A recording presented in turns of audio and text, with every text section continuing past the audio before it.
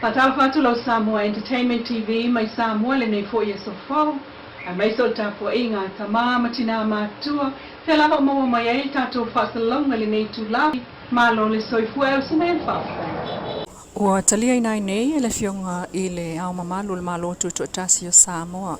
Le fionga tui mele le whano wa le toa sa lau vi Leilua. Le whautuanga a le fionga i le palemia. Le malo tu tasi o Samoa fia mena o mimta afa. Mo le whaata ape ina leo le palemene.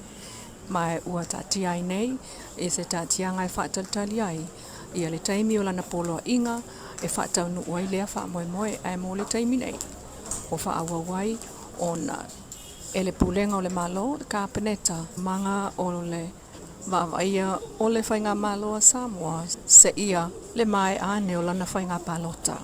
Ia mauatangi ai, le se e atoi loa o le ofisa whainga palota e tāpena le palota ale tunuu. I le umai o le tolu masina. E le i umalava le mōli maua le fionga i le komsina o ntanga luenga o leo leo mwhalpuipui, le sunga au apa aulongo i tino Filipo.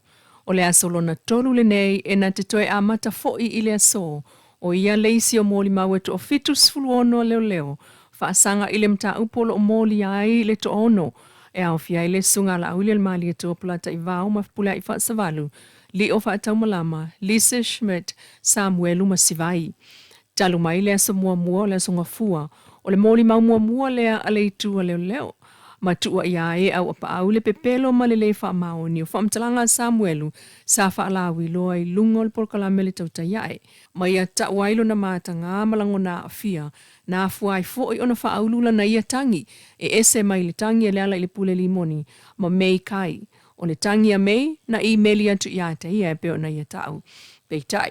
O le wha umi ai pea o le tula i o le whionga komasina, talu o lo o tu i fasili pea, e le lo ia a Samuelu i lona so tanga wha al tangata, e ala i le wha tinonga o lana ngā luenga o ia o le leo, a sa ia ta o le wha amsinonga lea songa fua, lona wha tonuina o leo na whaia su ngai whaia mōlianga, wha sanga ia Samuelu, peita i o ane lea soluana nafi, o ia toi te ena lea i sona so tanga conflict of interest i le wha tinonga o le ngā luenga. Peitai, olo ia tau tū lava o whaamtalanga uma manatu o Samuelu o ona ia lava nā manatu.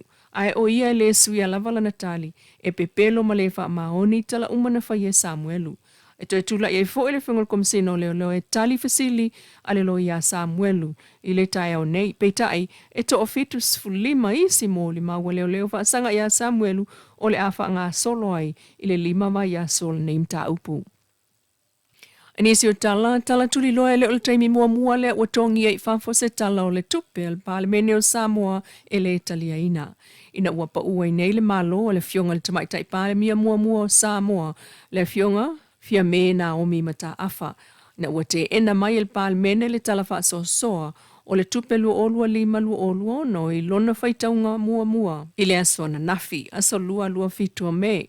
O le whaamutai o le fono o le palemene nafi e le fionga le fonga whetalai na anga waa i le umane o le palota ma manu malo i le te ena o le tala le tupe i le tolu wha le se fuluma leono. Mai o le fionga le palemia fia mena o mi mata afa na ia saunoa o le aia fautua le fionga i le ao le malo tuto o tasi o Samoa mo le whaata ape ai o le palemene. Peitai, ua tali ai nei se tali maila na fionga mo le isi la sanga. Wa tu ofisilia nei fo ilangona i se taununga o le whaato whala i ngā lea o le malo. Po hai o le awa ai le malo mo se teimi le tu mau au ta pena i loa le tunuu mo lana palo ta tele. E ono whaia i le masina o se tema o le tausanga nei. Ai se wa inga i le motofono mai le sunga salome le swasu. Na manino lava le saunoanga a le fionga i le funga whetalai o le mota, papa li o ta euma se pau. A whai ai te ena le reporter le tupu o lona winga o le a whaata ape le palemene. Ai unga o tatu palo toko au, o la to e langoina le lafo to sfuruono, o la to e te ena le lafo to sfurmalfa. O te pasisilatu a te ena le lafo, ma ufa peona le wha maonia le whaitau mua tu la fonto wha ofi, o le whatoino tupe lu oru lima lu oru ono.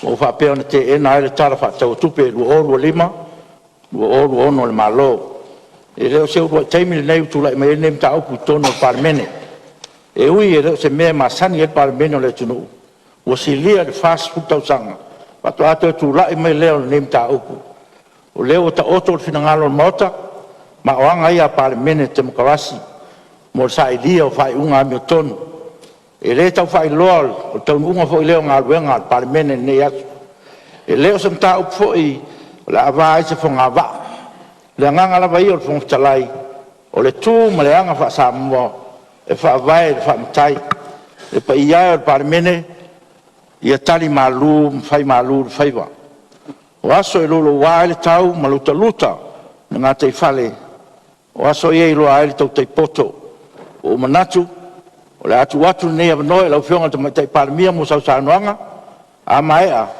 o tutuuina atu foʻi le avanoa mo saunoaga le taʻitaʻi le ituagai ona fai ai lea se tala le fogafetalai ae tatou te leʻi tolopō o te tapā laufioga tamaitai palemia mo sausanoaga Faafetaitele i leua fioga i le fogafetalai mo le avanoa ua maeʻa le faagasologa o le tatou mataupu ia lau mea i le finagalo faaalia o le mauta e tusa ma le tulafono o loo le laulauafono ia ma ua manino o loutou finagalo leua fioga i le fogafetalai ia faafetai mo lau saunoaga faalaʻeiʻau ia i le agaga lava o le tatou galulue faatasi lau fionga i le fogafetalai ma le mamalu o le palemene ia pei ona folasia i le lauga faaminista o le taunuʻuga ua tatou oo ia i lenei taeao ia o se taunuʻuga sa mafai ona tupu ia lea ua faatino ma faailo ma faamaumauina i faamaumauga le tatou palemene ia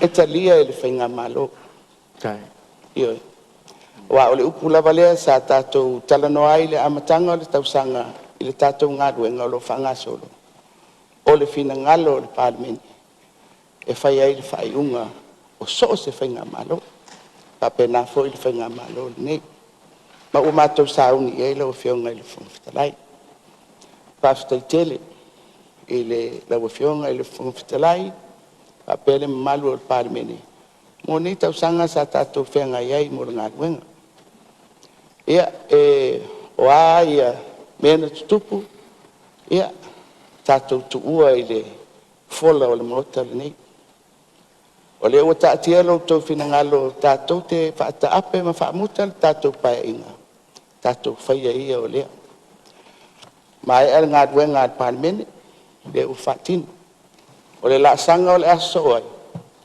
ia lafo mai a loutou faatuatuaga ia te aʻu nei ma le malo o le atauape laasaga e tapena ai sa tatou faiga palota e tauala i se fautuaga mo le a o le malo ia o ni fuafuaga foʻi mo le faamasinoga e mafai ai ona faatino loutou finagalo ina teʻi ua le toe maua se avanoa e saunoa ia le fioga i le minista o le soifua malōlōina pe leʻi faia ni tatou upu taumavae ia magalea lau fioga i le fogafetalai ia pe la tatou taape o nisi mea tatou te nofo pea i le tatou atunuu tatou te faafesagaʻi pea ia o a lava tafa o le soifuaga e faapena o le agaga o aʻu nei ma le faiga malo ia taape ma le manuia o tou faiva e taaloga o le a tatou tapena ia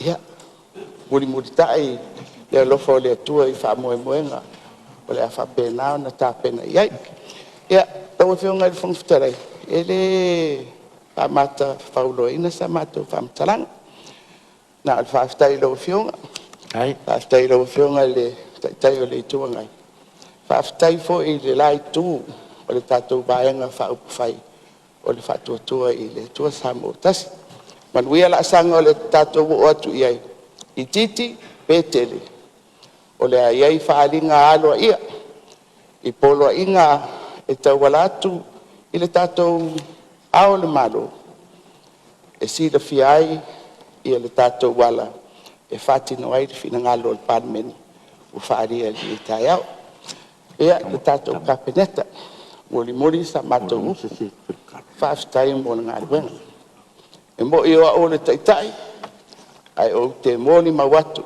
tau sanga e fase fulu, na o tau tua ai le tofi fai pule. O le ngā duenga, whaare malo, e tau abe minister cabinet. Le minister, malana mata ngā duenga. Ia i whaiva o le taitai, a le wha ngā ioinga, o le malo, o tau fionga. Lango sua iai, paululunga, vaenga ese, o lo whaatinoa le au nanga ale malo, whaafitai tele i lo tau fisenga. I nei tau sanga sa tātou ngā lulue ai. Ia, whaangata i sa mātou whaamutalanga ma le whaaloalo. Ia, manuia, ia toe la sanga o nei tai au, soifua mai ia manuia. Alo, tai, tau noa e lau fionga te mata i pāpia. Ia tule me lau fionga le. Te tele. Tule so, ua pa ule malo, ua le se malo. Se vangana, se whaiunga, e a mai le ao le malo. Mo le malo whauau. E a fo i whauau a wā tāpenanga tau le whai. Mo le tātou wālu whai ngā pālota. Ia manua tele tāpo inga Samoa.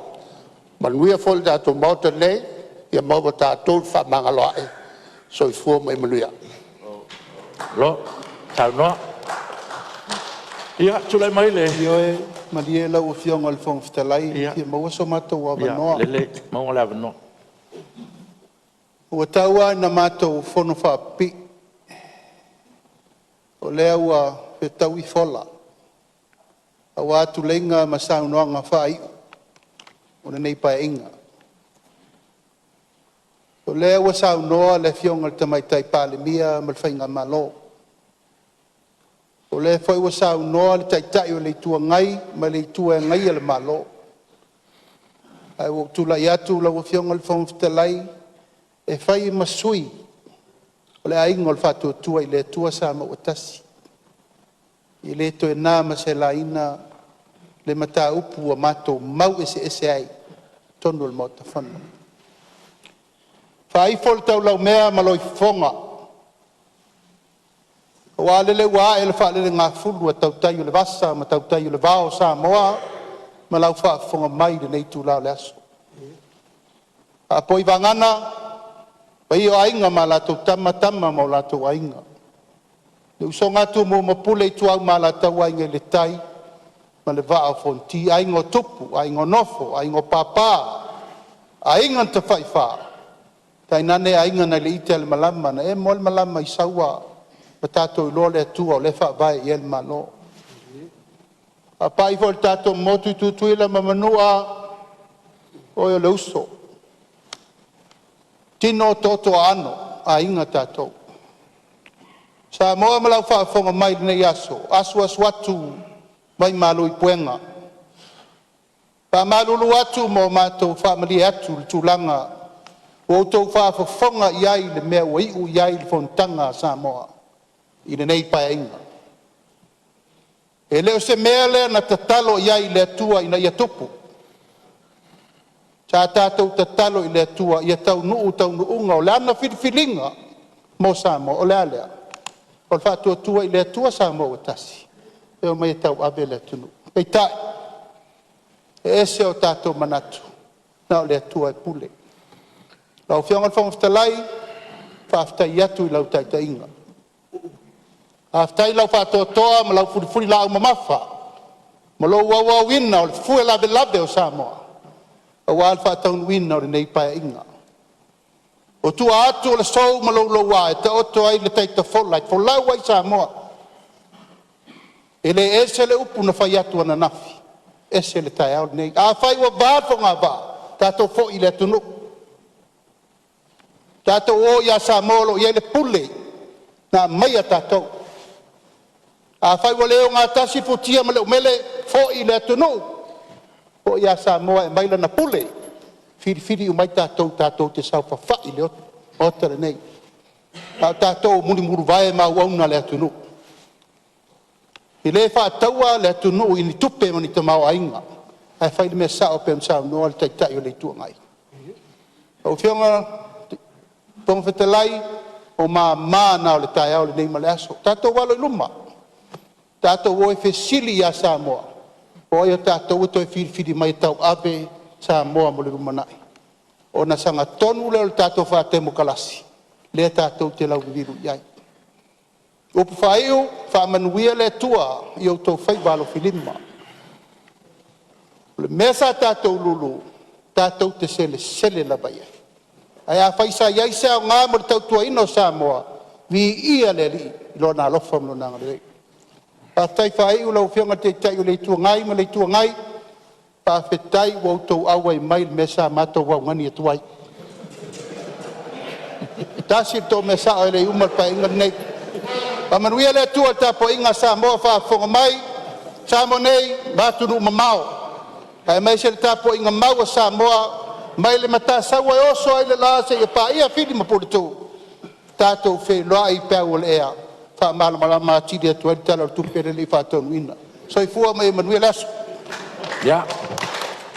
Tua le nā lau Samoa Entertainment TV mai Samoa nei fo iaso e wha moe le lofo le tua tātou tui whiro e fo iaso atai au se wha poponga ai ma whaktai tuai i le Wendy's Design mai funga lei mo le wha la e.